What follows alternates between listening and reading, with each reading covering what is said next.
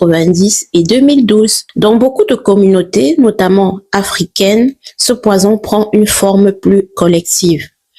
On ne te demande pas seulement comment tu vas, on te situe, on te classe, on t'évalue, on te compare à la cousine déjà mariée, à l'amie déjà mère de famille, à celle qui a réussi, en Europe, à celle qui a construit, à celle qui a accouché vite, à celle qui a un mari bien placé, à celle qui a un poste prestigieux.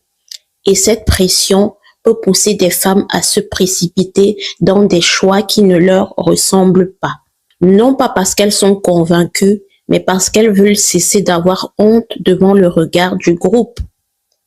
Des travaux menés en Afrique subsaharienne montrent que la pression à concevoir existe réellement à l'échelle communautaire.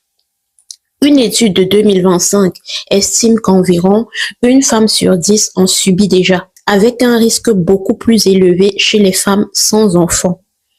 Une étude nigériane sur l'infertilité rapportait aussi que plus des 2/3 des répondantes se sentaient sous pression pour concevoir, souvent de la part du mari et de la belle-famille, dans un contexte où ces questions se négocient au niveau communautaire et pas seulement dans l'intimité du couple. C'est pour cela que ce sujet est spirituel, psychologique et social en même temps. Ce n'est pas seulement une mauvaise habitude mentale, c'est une lutte pour préserver ton regard, ton identité, ton rythme, ta paix et même ta capacité à entendre la voix de Dieu au milieu du bruit des attentes humaines. Car tant que tu te compares, tu entends plus fort la foule que le Seigneur. La Bible est d'une lucidité extraordinaire sur cette question.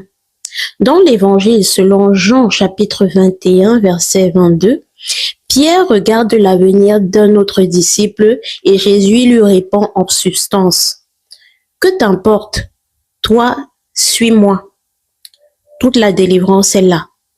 Tant que tes yeux sont fixés sur la route de quelqu'un d'autre, tu n'avances plus droit sur la tienne.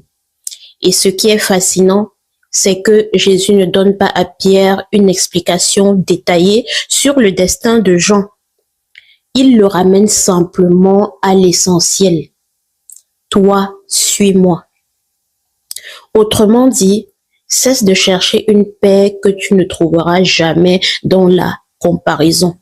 Retrouve-la dans l'obéissance personnelle. La comparaison est donc un poison, oui, mais elle n'est pas une fatalité.